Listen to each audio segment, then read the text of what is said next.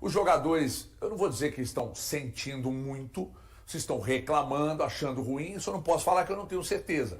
Mas que está bem diferente, eles estão fazendo questão de pensar isso. A todos os momentos eles estão, Dona Bela. Tá diferente, naturalmente também, né? Era de se esperar, porque o método de trabalho é realmente muito diferente, a forma de jogar muda muito, né?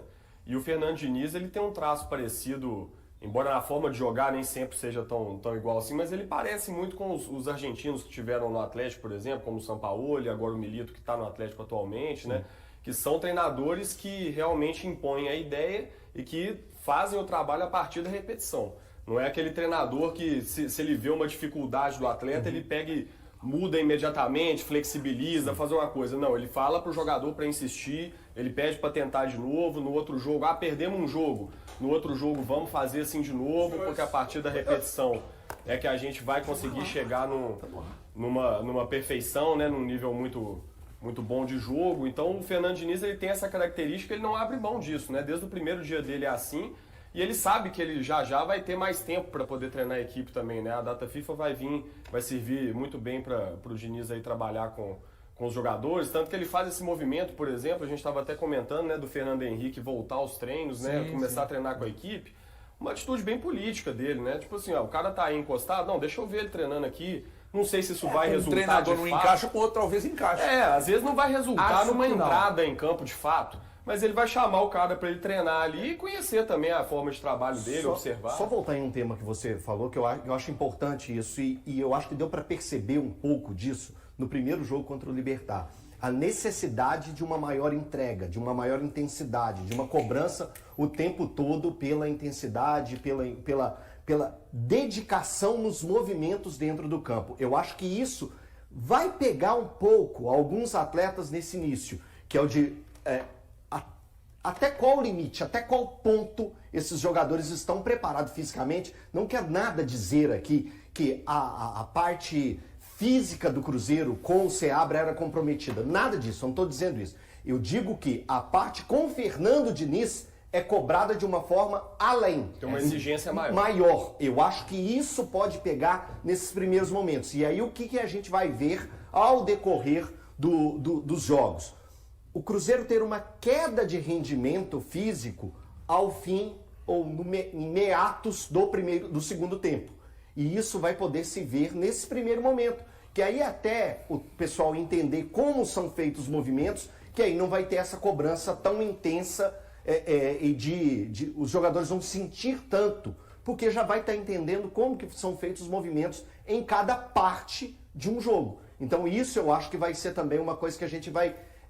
acabar vendo de melhor forma ao decorrer desses próximos jogos. O jogador ele deixa de correr muito para correr certo, né? Certo, exatamente. A intensidade não necessariamente é uma questão de quantidade, né? Você tem que ser intenso, dosagem, você não precisa correr mais. É né? que Então, pro cara entender isso, demora bastante. Demora. Bastante. Então, isso é uma adaptação. O Cruzeiro vai conseguir, eu acho, nos próximos jogos, já mostrar uma cara melhor com o Diniz. Já ter uma cara melhor do Diniz. A gente já conseguiu enxergar algumas coisas do próprio Fernando Diniz nos 2 primeiros jogos. Acho que o mais interessante foi no jogo contra o Libertad, com 15, 20 segundos de jogo, o Cruzeiro fazendo uma saída de bola lá Fernando Diniz, que me lembra muito o jogo de futsal. Eu gosto muito de ver o futsal, eu gostava quando moleque jogava futsal, porque eu acho que é um jogo mais intenso, que tem trocas o tempo inteiro, e ele faz muito parecido com isso, quando ele faz pequenos jogos de futsal, para que os caras façam a triangulação ali atrás.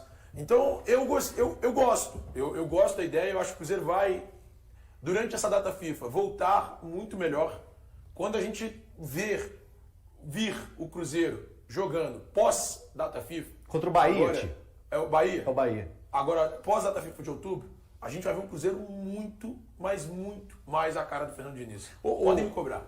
Valu, você, no curto espaço de tempo que você viu de treino hoje, é muito pouco tempo, obviamente, mas alguma coisa seguramente chamou a atenção. Chamou, eu vi um treino, não era necessariamente simulando um jogo, mas movimentações, aquele movimento que ele gosta dos jogadores se deslocarem, e o Eduardo Barros, isso que o Elton estava falando, a exigência dele com os atletas, não é simplesmente, foi até uma atividade de 3 minutinhos, tá? Mas 3 minutinhos que devem parecer 10 ou 30 para os jogadores, porque é muito intenso. Um jogador chega, toca, recebe, passa, o outro se desloca, coloca em profundidade para outro. E assim, o Eduardo Barros corrigindo, a bola não é aqui e nem aqui, a bola é aqui. E o tempo inteiro ele falando, fulano, essa bola é um pouco mais aqui, ó, se desloca. Cara, o tempo inteiro, e ele correndo também. Cara, assim, uma loucura. Uma loucura. Só de curiosidade, você falou a respeito de intensidade e quando a gente pôde acompanhar alguns treinos do Pesolano, tô falando de mudanças totalmente distintas, Sim. mas no pedido da entrega, que o Pesolano tinha muito isso de não deixar os jogadores parados, tem algo similar ou próximo? Cara, mais na dinâmica da fala, assim, digamos. O Seabra orientava também, mas ele orientava e deixava... Isso não quer dizer que é bom... Não, mas do Pesolano. melhor e pior, né? Sim, Mas, cara, o Pesolano era você não para de Isso. ouvir o Diniz e os auxiliares durante a movimentação. Não para de ouvir. Ó, eu vi um treino comandado, aliás, parte de um treino comandado pelo Pesolano, na oportunidade. Eu vi pelo menos uns 3 treinos do Seabra, e é bem diferente, eu notei uma diferença muito grande. E o do Diniz eu não vi, mas o Valu está dizendo aqui sobre a questão da intensidade.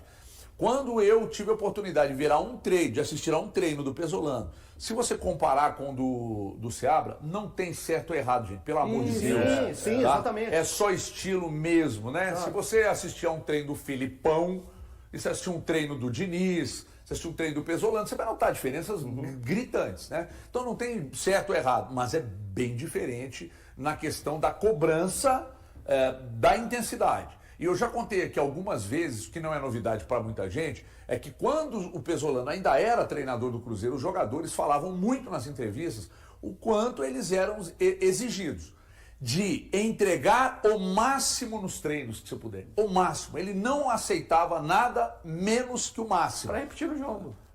E para repetir no jogo, exatamente. Porque é exercício de automatismo. Vamos voltar para a tela agora e a gente tenho uma continua coisa sobre isso. Opa, o Thiago pediu a palavra ali. Alguma coisa te chamou a atenção. Não, mas sabe o que é? A gente falou sobre o Pesolano, eu acho que talvez só essa questão da característica. Porque naquela época, a gente tinha até o Ale aqui, inclusive, conosco, e nas próprias apurações, o Pesolano causava incômodo a alguns jogadores.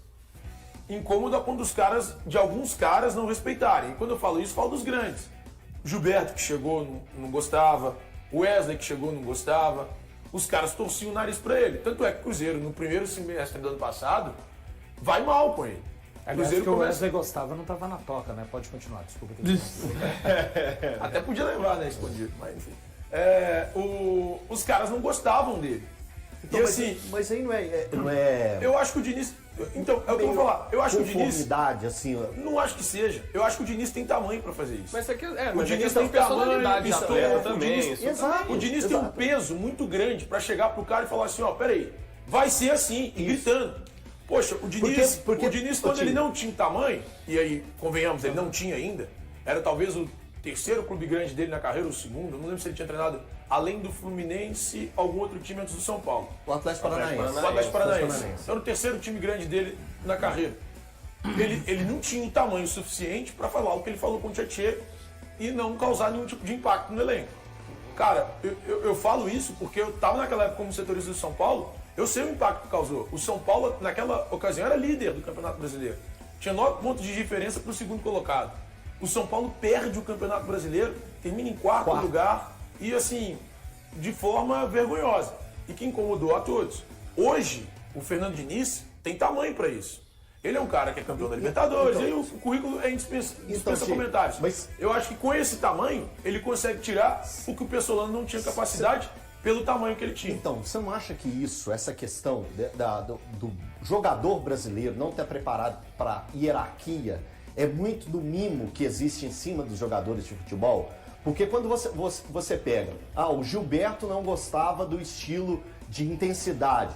Pô, ele tava acostumado. Você citou... Só para corrigir, não é que não gostava do estilo de intensidade, não gostava das cobranças. Das cobranças, Isso. mas as cobranças são necessárias. O objetivo do treinador é tirar o máximo e o melhor de cada um dos atletas. Na cabeça do Pesolano, era necessário que a linha ofensiva, vamos lá, na época era Gilberto, Wesley Bruno Rodrigues. e Bruno Rodrigues. Eu preciso que esses 3 jogadores sejam intensos para tomar a bola no último terço para pegar e atacar. Então era a ideia que ele tinha e hoje a gente entende que no futebol brasileiro é necessário e cada vez mais se prega isso.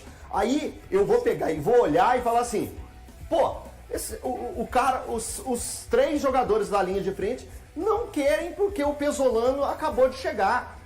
Pô, eu acho que é necessário, aí abre uma discussão maior, e vindo do Alê, era informação, os caras não estavam adaptados com esse negócio, é que os jogadores brasileiros são mimados. Isso. Hoje eles precisam entender que é necessário esse tipo de futebol. Jogador é mimado, cara. Então, jogador é mimado. Não, em geral eles são, mas os Não, brasileiros são o brasileiro mais. é muito mais. Porque o jogador brasileiro, Não ele tem cara, resistência a mas essa é coisa do todo jogo mais treinador- tático. Ele não gosta de Todo tática, treinador o que você brasileiro falar no particular, o cara não vai expor. Todo treinador que você falar no particular vai falar isso aí que o Elton falou. Mas é que eu acho que aqui- um monte de jogador Mas você não acha que a gente preguiçoso. tá acompanhando aqui?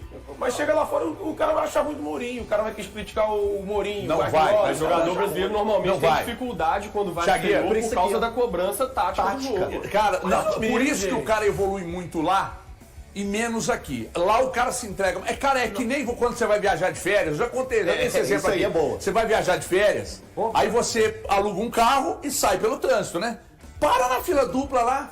Quando parar um ônibus escolar, que tá lá o stop. Mas você tá insinuando que eu faço Não, isso aqui? não. Eu tô falando que lá você cumpre as leis. Lá você anda na estrada dentro da velocidade permitida. Lá você não ultrapassa o ônibus escolar. Lá você não para em fila dupla. Lá você não desrespeita, não para em lugar. Não. A maioria respeita em cima. Em cima. Porque sabe Em cima. que há punição rigorosa. Você não viu a Gisele Bündchen lá, irmão? A Gisele Bündchen lá, pá, toda faceira, aquele mercedão. O policial chegou, nem olhou pra cara dela, não. Ai, meu senhor, ai, o paparazzo, por isso que eu corri, policial. Seu documento, senhora. Ai, mas ai, meu paparazzo, senhora, seu documento. Ai, mas nossa, o Tom Brady. Senhora, o documento, por favor. Deu o documento, está aqui aplicando a multinha, paga lá, não vai fazer diferença nenhuma pra senhora. A senhora tem muito dinheiro. Mas não falou isso, eu tô falando. Tchau. Agora, por que aqui é diferente? Aqui você não quer respeitar. Aqui você quer ficar no bem bolado, né? No treino, escondendo atrás ali, pá. Aí quando vai pra fora, pá, nossa, evoluir demais lá fora. Mas Claro, eu acho, você se eu acho que dedicou. os caras compram mais a ideia dos treinadores lá, porque aí não tem discussão. Não dá pra comparar os brasileiros com os europeus. A gente vê os europeus que vêm pra cá, os caras vêm e batem. Então, mas não é Então, a gente tava tendo uma não, discussão. hierárquico. A gente tava tendo uma discussão esses dias no grupo. Dos últimos 7 campeões de Libertadores, 3 são portugueses, cara. Não, é que assim, são 3 títulos portugueses. Um cara ganhou 2 títulos e o outro ganhou outro. Mas se você pegar então de 2019 pra cá, quando dá últimos 5, são 3 títulos de portugueses. Aqui, 3. quando você- Os caras são melhores. Quando do que a você gente, vê o isso é Palmeiras em indiscutível. campo, Tem reforços no Cruzeiro. A janela de transferência já fechou, mas os reforços da equipe azul são retornos de atletas. Matheus Pereira, o camisa 10, voltou a treinar com o time, mas ainda realiza trabalhos parciais, alternando entre o campo e a fisioterapia. Outra boa notícia é Mateuzinho, que treinou normalmente com a equipe, sem apresentar nenhum tipo de lesão após a forte entrada do jogador vascaíno na última partida. Já Rafa Silva, atacante que faz processo de transição, não estava no campo no treino dessa manhã. Segundo a assessoria, ele estava na fisioterapia, mas no período da tarde deve também fazer trabalho com bola. Já um atleta que chamou a nossa atenção, que não estava ficando nem sequer no banco de reservas da equipe celeste, é o volante Fernando Henrique. Na época de Seabra, na era Seabra, ele estava treinando à parte do restante do clube. Já com Fernando Diniz, ele foi reintegrado e agora também está à disposição do treinador. Mas quem conversou com a imprensa foi o zagueiro Vidalba e ele disse sobre o momento do clube. Vamos ouvir. Não, entendo que agora os treinos quizás são um pouquinho mais longe, né? Por uma questão também de tentar transmitir rápido a ideia dele. Acho que geralmente aqui todos conhecemos sua ideia, mas não é o mesmo olhar de fora que agora ficar aqui dentro e fazer nossa ideia. Mas é normal, ele quer transmitir rápido a ideia. Acho que nós estamos entendendo também e recém vamos uma semana trabalhando juntos, com dois jogos de por meio. Então a questão de tempo, agora depois do jogo do Fluminense a gente vai ter tempo para trabalhar, a data FIFA vai ser importante, acho, e nesse momento também tentaremos aproveitar esse tempo para conhecer mais rápido, para aproveitar e poder voltar no jogo com Bahia, se não erro, também seguir melhorando, ¿no? Que a ideia sempre é melhorar, é progressar e buscar também objetivamente ganhar. Já sobre o treino em si dessa manhã, foi bem no estilo de Diniz. O treinador foi o último a entrar no campo e ele chegou junto com o volante Ramiro. Teve muita conversa com os jogadores, teve também os goleiros e os atletas de linha treinando muito toque com bola e muita vontade. O que a nossa equipe percebeu acompanhando esse treino de hoje é que os jogadores parecem estar, de fato, assimilando o dinizismo. Levamos uma semana do treino, acho que é pouco tempo ainda como para reconhecer algumas muitas diferenças, mas sim, eles têm características, né? Acho que a ideia de Diniz é tentar jogar do mesmo jeito que também Fernando queria, só que quizás tenhamos um pouquinho mais de velocidade, né? Ou mais de ritmo para cima, e a ideia agora é tentar um pouquinho segurar mais a bola, ter um pouquinho mais de salida, mas acho que as duas formas são válidas. Muito bem, então tá aí, o vídeo já vai falando, 1 minutinho e meio para Thiago Valuzeiro, ídolo máximo do Cruzeiro, que esteve hoje na Toca e que viu parte do treino, assim como boa parte da imprensa. Então agora você tem, na verdade, 40 segundos, porque o resto eu comi aqui agora. Maravilha, um abraço para você, para os amigos telespectadores que estão em casa. Cruzeiro treinando muito forte, pudemos acompanhar ali 20 minutos do técnico Eduardo Barros. Destacar só nesses 40 segundos a presença do Batistella, do Alessandro, volante, e do Felipe Moraes, todos do Sub-17.